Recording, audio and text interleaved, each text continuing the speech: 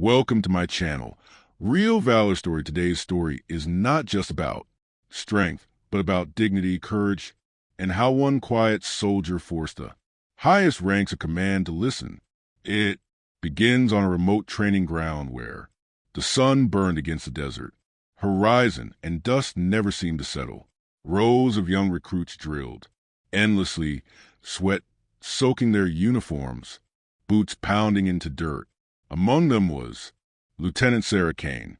She wasn't the loudest, she wasn't the fastest, but there was something about her that stood out, a calm determination that others couldn't quite understand.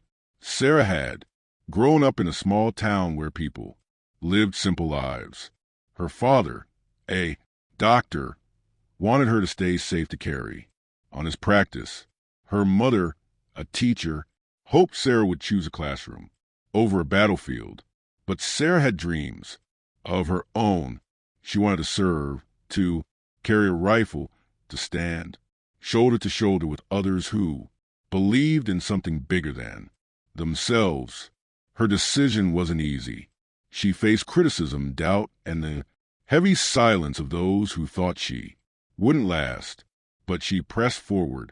Inside the barracks, though reality was harsher than the dream, Sarah faced constant whispers. Some of the men mocked her during training, laughing when she stumbled, calling her dead. Wait, others accused her of being there only because of favoritism, though they didn't know the truth. The pressure built day after day, but Sarah never responded. She endured quietly, patiently, waiting for her chance to prove herself. One night, during a late training exercise, things went too far. The drill was supposed to simulate a capture scenario, recruits practicing how to resist interrogation. It was meant to push limits, but not cross them. Yet for Sarah, it turned into a nightmare. A group of men cornered her. They taunted, shoved, and when she refused to break, one of them snapped. His boot struck her head with brutal force. Sarah collapsed, the world spinning around her. Blood trickled from her forehead, the taste of iron sharp in her mouth. Her ears rang, her vision blurred. For a moment, she thought she might never rise again. But deep inside, something stronger than pain pushed her up. She steadied herself on shaking legs, wiped the blood from her face, and walked away without a word. The barracks fell silent, but no one followed her. Sarah walked straight to command. Tent. Those who saw her pass were stunned by the sight of her swollen face, her uniform stained. She disappeared inside, and moments later, the base erupted into chaos. Headlights cut through the night as a convoy of 3 black SUVs roared into the compound. Doors slammed and outstepped 3 generals. Their presence was enough to stop every soldier in his tracks. Generals didn't just appear in the middle of the night, not without reason. Whispers spread like wildfire. What's happening? Why are they here? Who called them? The answer soon became clear. Sarah wasn't just another recruit. For years, she had kept quiet about her connection to the highest ranks. One of those generals had promised her late parents, his closest friends, that he would watch over her if she ever chose a uniform.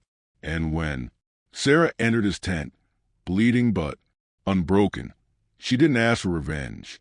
She asked for accountability. The general stormed into the barracks. Soldiers snapped to attention, fear written across their faces. The men responsible for the attack stood pale, their eyes darting, knowing their time was up. One general's voice cut through the silence, who laid hands on her. Silence. Not one dared speak. But Sarah, standing behind them, refused a single out names. Her words carried more weight than any accusation. It wasn't just one. Man, it's the culture you've allowed. Here, fix it or more of us will fall. The generals looked at one another. Her statement was a knife to the heart of their leadership. She wasn't asking for punishment. She was demanding change. That very night, the entire unit was shut down, investigations launched, careers ended. The men who had targeted her would never again wear the uniform. The toxic environment they had built was dismantled piece by piece. But Sarah's story didn't end there. She was transferred to another base where whispers followed her. Some called her the one who shut down a unit. Others saw her as a quiet symbol of courage. She trained harder than ever, carrying herself with even more strength, not to prove herself to others, but to honor the sacrifice of those who come before her. Months later, at a formal ceremony attended by high-ranking officers, Sarah's resilience was recognized. She walked across the stage, still humble, still quiet, as one of the generals pinned a medal to her chest. The applause was thunderous, but Sarah didn't smile for herself. Later, she placed that medal in a memorial wall, filled with names of fallen soldiers. When asked why she gave away such an honor, her answer was simple. It was never about me. It was about all of us who serve, believing in something greater: respect, honor, dignity. That's what I fight for. Over time, Sarah rose in rank. She began leading troops of her own. She made sure her units were different, built on trust, not intimidation. She pushed her soldiers to their limits, but she also protected their dignity. Those under her command respected her not out of fear, but because she embodied the values they all swore to uphold.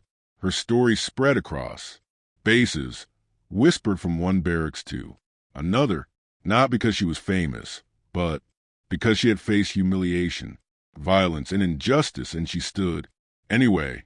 She had forced generals to act, and in doing so became a symbol of quiet strength. Years later, recruits would look at her and see not just a leader, but a reminder. Strength is not in the punch you throw, but in the stand you take when everything tries to knock you down. Sarah Kane never asked for glory. She never sought the spotlight, but history remembered her as a soldier who changed the system not by fighting with fists, but by refusing to bow her head when the world tried to break her. This story reminds us all courage doesn't always shout. Sometimes it walks into a command tent, bloodied but unbroken, and demands justice with a steady voice. If the story touched you, don't forget to like, comment, and subscribe. Here on States of History, we bring you the untold stories of courage, sacrifice, and honor that deserve to be remembered